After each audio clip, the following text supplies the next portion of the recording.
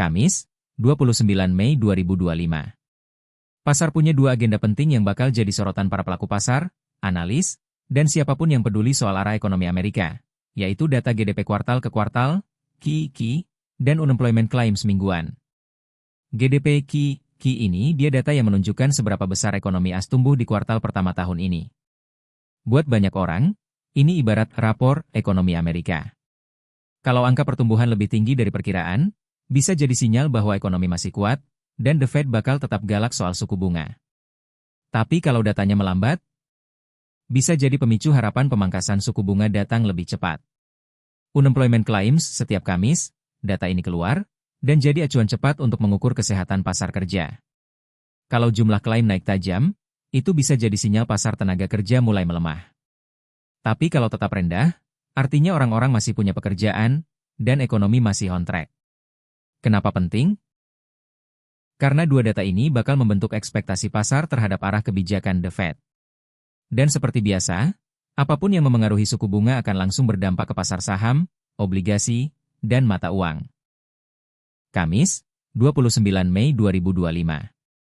Prelim GDP QE, Preliminary Gross Domestic Product Quarter over Quarter, adalah indikator ekonomi yang mengukur persentase perubahan nilai total barang dan jasa yang diproduksi oleh suatu negara dibandingkan dengan kuartal sebelumnya, berdasarkan data awal atau estimasi pertama. Sinyal kesehatan ekonomi. Jika naik, ekonomi tumbuh bisa memperkuat mata uang. Jika turun atau negatif, risiko resesi bisa melemahkan mata uang. Aktual sebelumnya minus 0,3%. Forecast minus 0,3%. Maka dampaknya terhadap pasar biasanya terbatas, tapi tetap bermakna secara fundamental. Interpretasi angka minus 0,3%. Negatif, menandakan kontraksi ekonomi sebesar 0,3% dibanding kuartal sebelumnya. Jika aktual forecast minus 0,3%. Reaksi pasar. Karena sudah diantisipasi, pasar tidak bereaksi besar secara spontan. Namun, karena tetap negatif, bisa memperkuat sentimen bearish terhadap mata uang USD. Dampak fundamental. Mengkonfirmasi bahwa ekonomi melemah.